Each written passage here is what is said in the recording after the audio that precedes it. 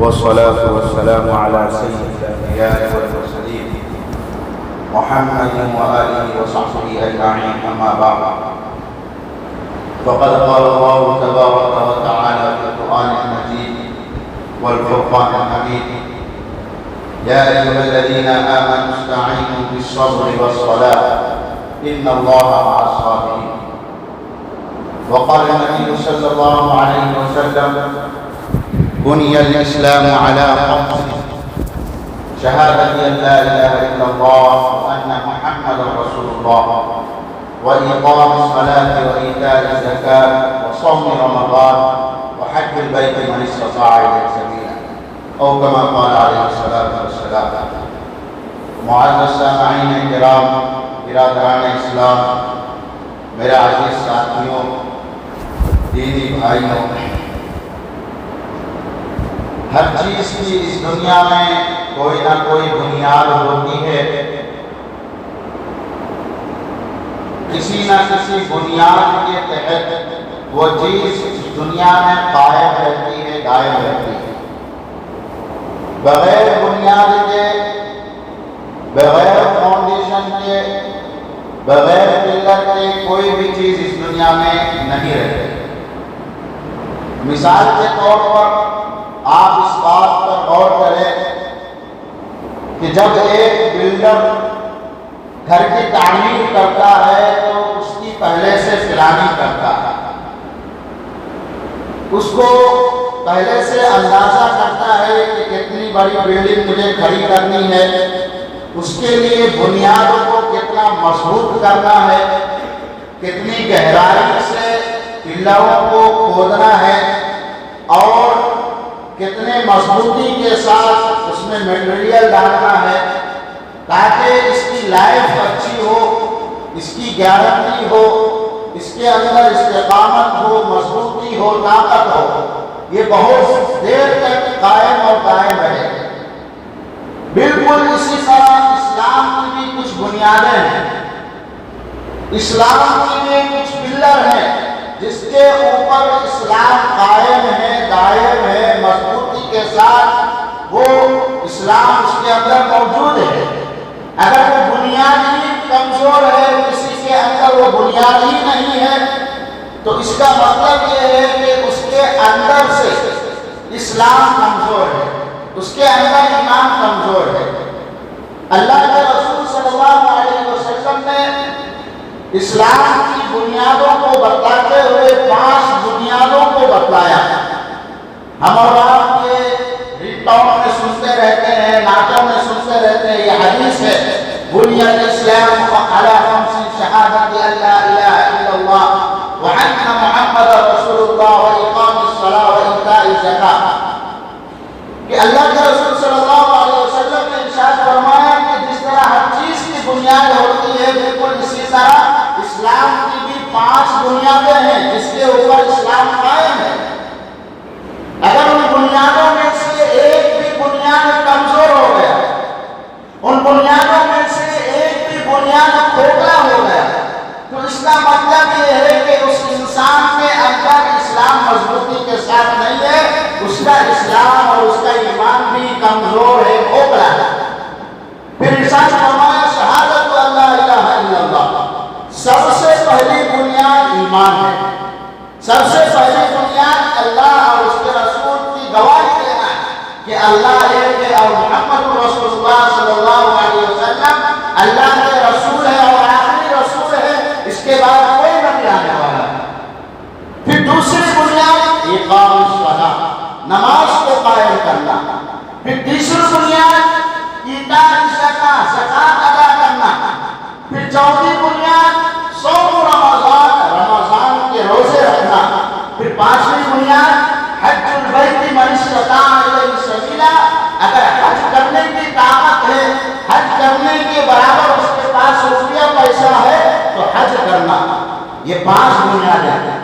اب غور کرنے کی بات یہ ہے کہ جو سب سے پہلی بنیاد اللہ کے رسول صلی اللہ علیہ وسلم نے اسلام کی بتائی کہ شہادت لا الہ الا اللہ وان محمد رسول اللہ، یہ ایمان کی بنیاد، یہ ایک اعتبار سے اسلام میں داخل ہونے کا دروازہ تھا. یہاں سے آدمی اسلام کے اندر داخل ہو رہا ہے کلمہ پڑھ کر، اس کے بعد جو 4 چیزیں اور 4 بنیادیں اللہ کے رسول صلی اللہ علیہ وسلم نے بتلایا، نماز پڑھنا، زکات دینا، روزہ رکھنا، حج کرنا، ان 4 میں سے 3 بنیادیں ایسی ہیں جو ہمیشہ نہیں رہتی۔ 3 بنیادیں، مثال کے طور پر روزے رکھنا، یہ ہمیشہ آدمی روزے نہیں رکھتا، جب رمضان کا چاند دکھا اس کے بعد سے 1 مہینے تک روزہ رکھنا ہے، شوال کا چاند دکھا روزے ختم۔ اسی طرح زکات دینا، زکات بھی ہمیشہ آدمی نہیں دیتا ہے، سال میں 1 مرتبہ اس کے اوپر زکات فرض ہوتی ہے۔ اسی طرح حج کرنا، حج بھی ہمیشہ آدمی نہیں کرتا ہے، سال میں 1 مرتبہ یا زندگی میں 1 مرتبہ، وہ بھی اس کے پاس مال و دولت ہے، حج کرنے کی طاقت ہے، استطاعت ہے، تو جب حج کا مہینہ آتا، ذوالحجہ کا مہینہ، اس مہینے میں وہ حج کرتا۔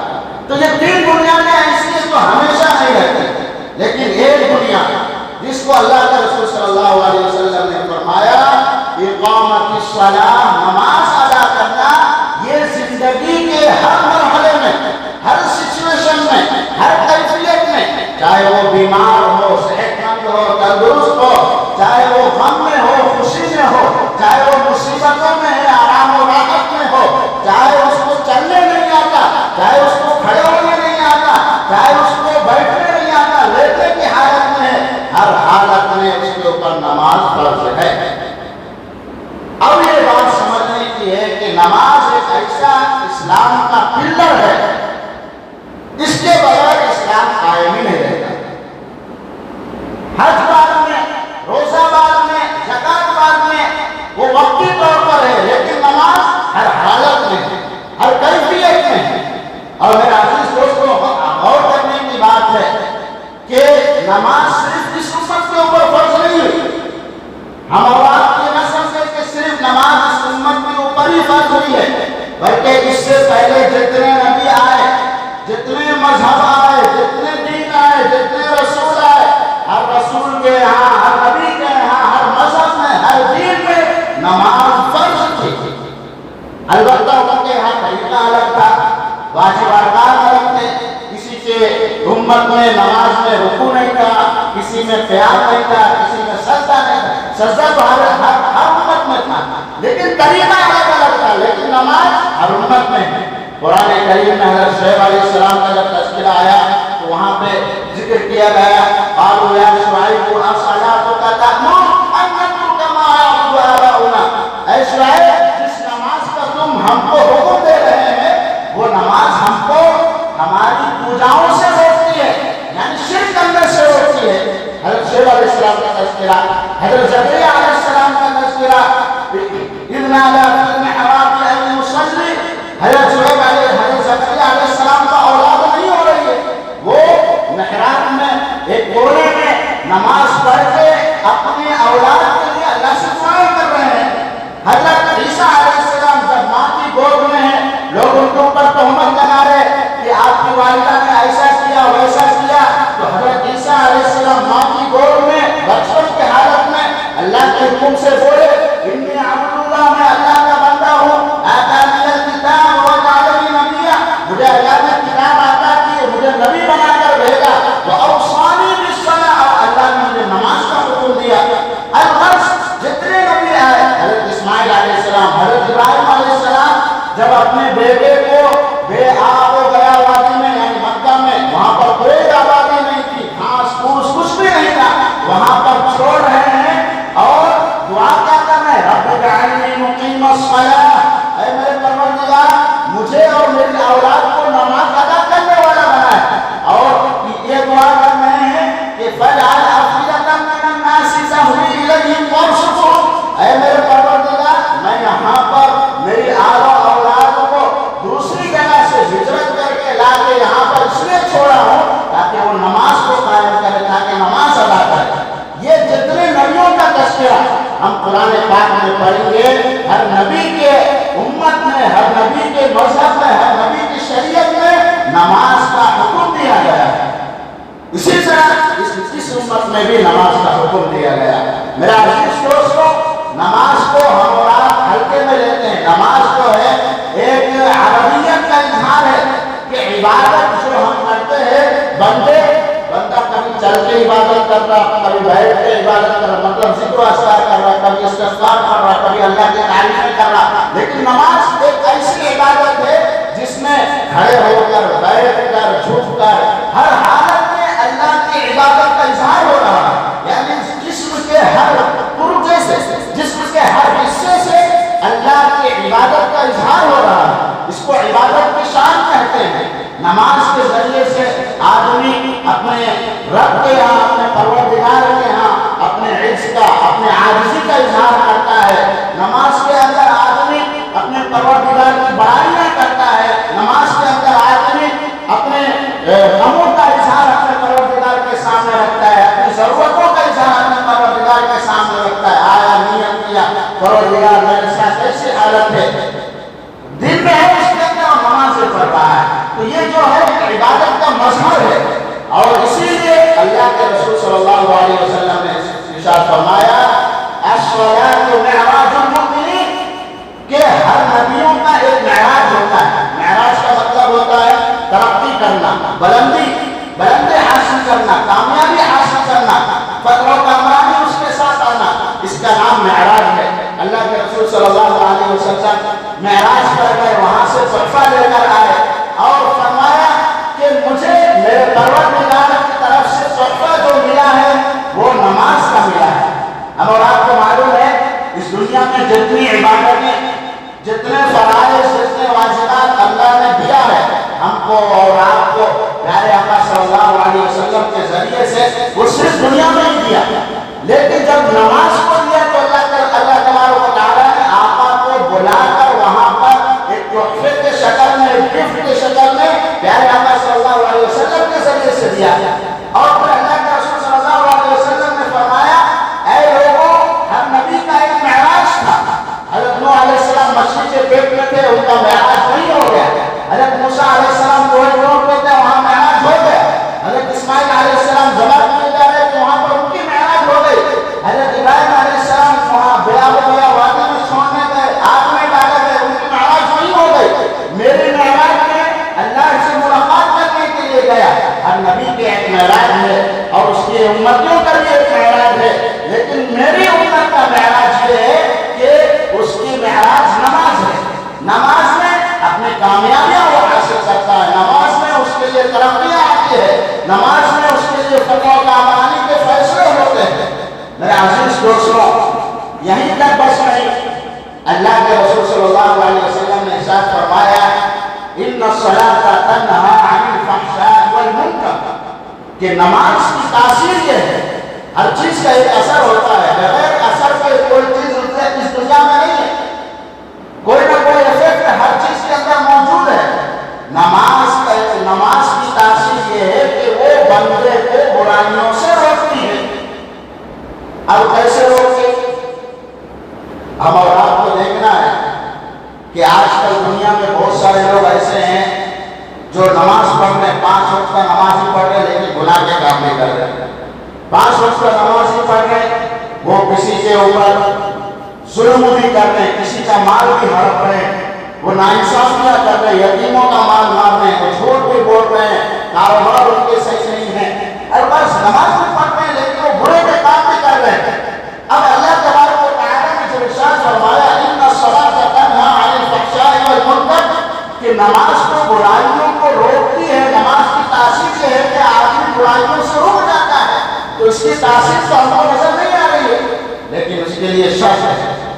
آپ اس بات کو سمجھیے، جب آپ بیمار ہو جاتے ہیں اور ڈاکٹر کے پاس دوا لینے کے لیے جاتے ہیں تو خالی دوا میں نہیں دیتا کہ جاؤ کھا لو دوا اور تمہاری بیماری صحیح ہو جاتی، بلکہ اس کے طریقے استعمال بھی بتاتا ہے کہ اس کو کب کھانا ہے، صبح میں لینا ہے، شام میں لینا ہے، کھانے سے پہلے لینا ہے، کھانے کے بعد لینا ہے، اور ڈوز کیسا ہے اس کا، اس کے اندر پاور زیادہ ہے کم ہے، ہر اعتبار سے اس کو اس کا طریقہ بھی بتاتا ہے، کب کھانا، کب نہیں کھانا، کب تک کھانا، پھر کب چیک اپ کروانا، یہ سب بتلا کر اس کو دوا دیتا ہے. اگر وہ بندہ ایک ہی ساتھ پورے 10 دن کی دوائی ڈال دے تو اس کو کیا اثر ہوگا؟ اگر وہ بندہ صبح کھانے والی دوا کو شام میں کھائے تو کیا ہوگا؟ اگر وہ بندہ کھانے کے بعد والی کھانے کی دوا کھانے سے پہلے کھا لے تو اس کا اثر، یعنی غلط طریقے سے استعمال کریں گے تو اس کا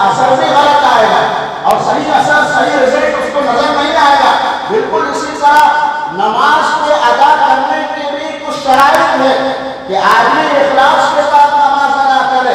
اگر بندے کے اندر اخلاص ہے تو اس کی نماز اس کو برائیوں سے روکے گی، 100% روکے گی. اگر یہ بندہ اس اخلاص کے ساتھ نماز کو ادا کرے کہ اے میرے پروردگار، اب میں یہاں سے برائیوں کو نہیں کروں گا، اب میں آپ کے دربار میں آیا ہوں، نماز پڑھ رہا ہوں، میرے ساتھ ایسے گناہ ہوئے، وہ گناہ ہوئے، یہ گناہ ہوئے، اس کیفیت کے ساتھ اپنے گناہوں کو یاد کر کے پھر اس کے بعد یہ ارادہ کر کے کہ دوبارہ مجھ سے گناہ نہیں ہوں گے، اب یہاں سے میں اپنی زندگی کو پاک کر کے گزاروں گا، اس اخلاص کے ساتھ اگر وہ نماز کو ادا کرے گا تو پھر وہ نماز اس کو گناہوں سے روکے گی. پھر دوبارہ جب وہ کوئی گناہ کرنے جائے گا تو پھر اس کے دل میں آئے گا میرا نماز پڑھنا کیا فائدہ اگر مجھے گناہ کرا، میرا نماز پڑھنا کیا فائدہ،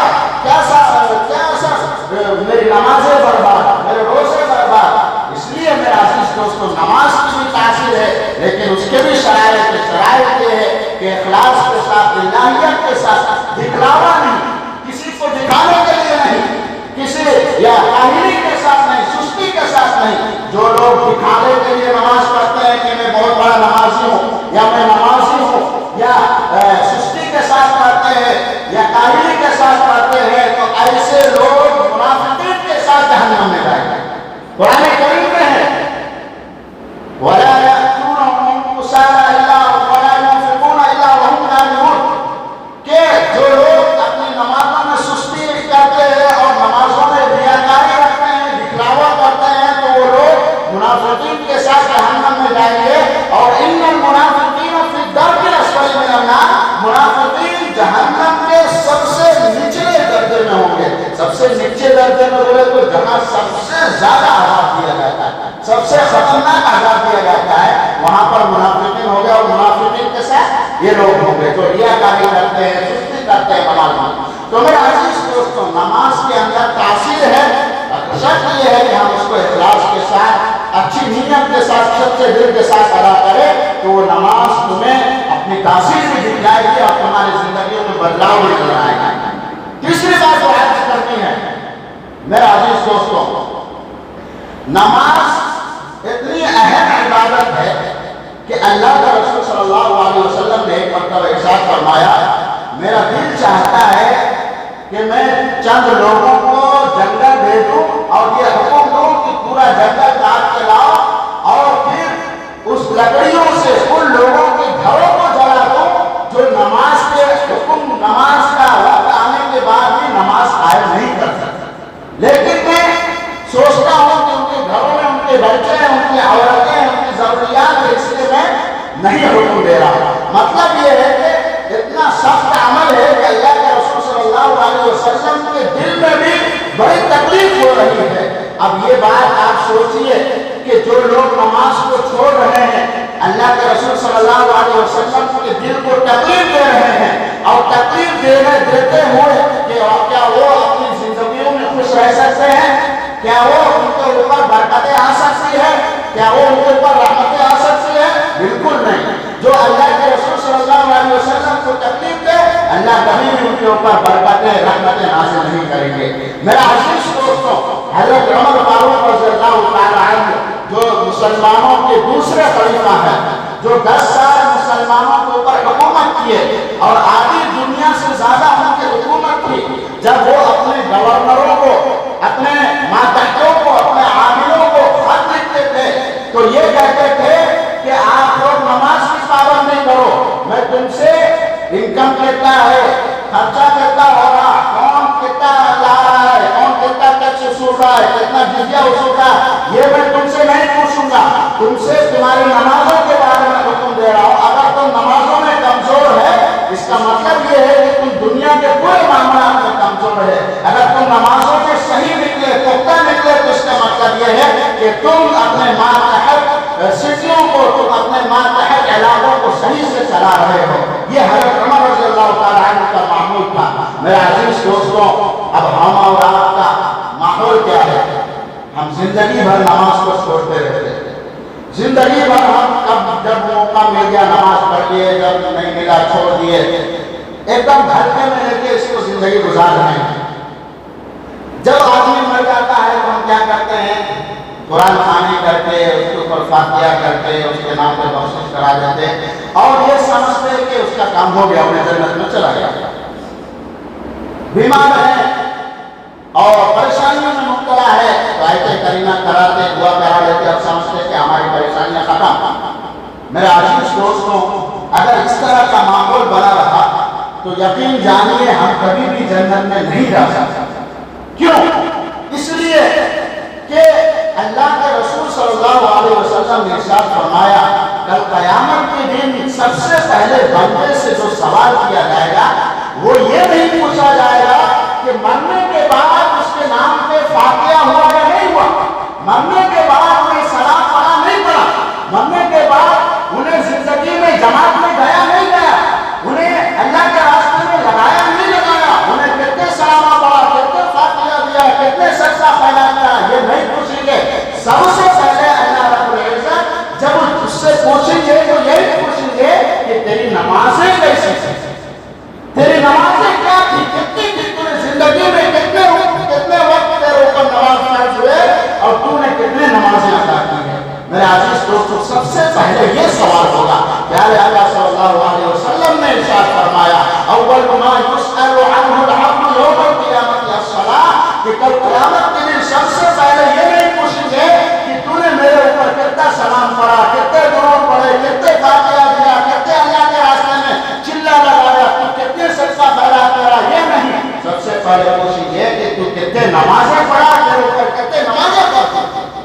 اور پھر 29ویں پارے کے اندر سورہ مدثر کے اندر اللہ رب العزت ارشاد فرما رہے ہیں عن المجرمین ما سلککم فی سقر قالوا لم نکن من المصلین ولم نکن نطعم المسکین، کہ جب جنت کے فیصلے ہو جائیں گے، جہنم کے فیصلے ہو جائیں گے، جنتی جنت میں چلے جائیں گے، جہنمی جہنم میں چلے جائیں گے، تو اس وقت وہ فرشتے اور جنت کے لوگ جہنمیوں سے پوچھیں گے ما سلککم فی سقر، تم کون سا ایسا عمل کرتے تھے جس کی وجہ سے تمہیں یہاں پر لا کر ڈالا گیا، کون سا عمل کرتے تھے جس کی وجہ سے تم جہنم میں ڈالے گئے، یہاں پر آئے، تو قالوا، وہ جہنمی کہیں گے لم نکن من المصلین، ہم لوگ نمازیں نہیں پڑھتے، ہم لوگ نمازیں نہیں پڑھتے تھے، ولم نکن نطعم المسکین، اور مسکینوں کو کھانا نہیں کھلاتے تھے، وَكُنَّا نَخُوضُ مَعَ الْخَائِضِينَ وَكُنَّا نُكَذِّبُ بِيَوْمِ الدِّينِ، ہم زندگی کو ایسے گزارتے گئے، ہم کو سمجھانے والے آئے، ہم کو بتانے والے آئے، ہم لائٹ لیتے گئے، اور حال یہ ہوا حتی اتانا الیقین، اب ہم اپنے آنکھوں سے ہم اپنی حالت کو دیکھ رہے ہیں کہ ہم جہنم میں ہیں، وہاں افسوس کرنے سے کیا فائدہ ہوا۔ میرا عزیز دوستوں، اللہ کے رسول صلی اللہ علیہ وسلم نے ارشاد فرمایا بین الکفر والایمان الصلاۃ، اگر ایمان کے اندر اور ایمان اور کافر کے اندر، کفر کے درمیان اگر کوئی چیز جو فیصلہ کرتی ہے تو وہ صرف اور صرف نماز ہے۔ بین العبد المؤمن و بین الکافر الصلاۃ، ایک ایمان والے بندے کے اندر اور یہ کافر بندے کے اندر، مشرک بندے کے اندر اگر کوئی چیز فرق کرتی ہے تو وہ صرف اور صرف نماز ہے۔ میرا عزیز دوستو، الصلاۃ عماد الدین، نماز دین کا ستون ہے، فمن ہدمها ہدم الدین ومن اقامها اقام الدین، جس نے اس دین، اس ستون کو یعنی اس پلر کو توڑ دیا، اس کا مطلب یہ ہے کہ اس نے پوری بنیاد کو توڑ دیا، پورے دین کو ختم کر دیا۔ جس نے اس پلر کو سنبھالا، اس کو مضبوطی دی، اس کا مطلب یہ ہے کہ اپنے ایمان کو مضبوط کیا۔ اور آخر میں ایک بات عرض کر اپنی بات کو ختم کرتا ہوں، اللہ کے رسول صلی اللہ علیہ وسلم نے فرمایا الصلاۃ مفتاح الجنہ، جنت کی کنجی نماز ہے۔ اب آپ یہ بتائیے، ایک گھر میں، ایک محل میں تالا لگتے ہیں اور اس تالے کو کھولے بغیر کوئی انٹر کر سکتا ہے؟ کھولے بغیر کوئی اس محل میں یا اس گھر میں جا سکتا ہے؟ نہیں جا سکتا ہے۔ جب تک وہ تالا نہیں کھلے گا، جب تک وہ گھر میں جا نہیں سکے گا، جب تک اس کے پاس تالا کھولنے کی چابی نہیں رہے گی وہ تالا نہیں کھول سکے گا۔ بالکل اسی طرح اللہ کے رسول صلی اللہ علیہ وسلم نے ارشاد فرمایا الصلاۃ مفتاح الجنہ، اے لوگوں، نماز کی کنجی وضو ہے اور جنت کی کنجی نماز ہے۔ جب تک تم وضو نہیں کر سکو گے تو نماز نہیں پڑھ سکو گے، اور جب تک تم نماز نہیں پڑھو گے تو جنت میں نہیں جا سکتے۔ مطلب یہ ہوا کہ جنت میں جانے کے کے لیے نماز کو پہلے ادا کرنا ہوگا. بغیر نماز ادا کیے تم جنت کا تالا کھولے نہیں سکتے. یہ چند باتیں آپ کے سامنے رکھا ہوں. آج ہمارے معاشرے میں نماز کے تعلق سے بہت پائیداری ہے. میں دیکھ رہا ہوں روز بروز ایک لوگوں کی ایک مینٹالٹی، ایک سوچ یہ بن گئی ہے کہ اگر ہمارے امی بابا، ہمارے بھائی بہن یا ہم لوگ مر جائیں گے تو ہمارے نام پر قرآن پڑھ کر بخش دیں گے، ہماری بخشش ہو جائے گی. ہمارے نام پر فاتحہ خوانی کر دیں گے، ہم جنت میں چلے جائیں گے. فاتحہ کا ثواب الگ ہے، قرآن پڑھنے کا ثواب الگ ہے، صدقہ خیرات کرنے کا ثواب الگ ہے، لیکن جنت میں جانے کے لیے شرط نماز ہے.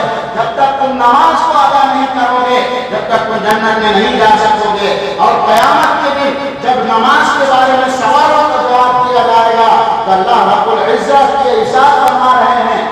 آج دنیا میں جب کسی کا انٹرویو لے جاتا ہے تو کچھ پوائنٹس ایسے ہوتے ہیں جس کا جواب دینے پر ساری کو سمجھ میں آ جاتا ہے کہ سامنے والا کتنے پانی میں ہے. انٹرویو کو جو آدمی دینے گیا انہیں کتنے پانی میں ہے، کتنا اس کے پاس انوبھو ہے، کتنا تجربہ ہے، کتنا علم ہے، نالج ہے. اسی سے اللہ تبارک و تعالیٰ جب کل قیامت کے دن امتحان لیں گے بندے سے، سوال و جواب کریں گے، پوچھ تاچھ کریں گے، اور سب سے پہلے کس چیز کا؟ نماز کا. اب نماز میں اگر وہ کامیاب ہو گیا اللہ رب العزت اس کو ایسی چھوڑ دیں گے اور دوسرے حساب و کتاب کو شدت کے ساتھ سختی کے ساتھ نہیں لیں گے. چلو جانے دو، ہو گیا، اس کا کام ہو گیا. اگر وہ نماز میں کاہلی والا نکلا، سستی والا نکلا، اس کی نمازیں کم ہے، نماز میں کامیا ہے، تو پھر اللہ رب العزت رائی کے دانے کے برابر، رائی کے دانے سے بھی کم اور باریک ہے تو اس کو کھال کھال کر، کھینچ کھینچ کر، نوچ نوچ کر نکال کر اس کا حساب لیں گے. اس کے بعد اس کے جنت اور جہنم کا فیصلہ ہوگا. آج ہم اور آپ کو چاہیے کہ ہم اپنی نمازوں کی پابندی کریں.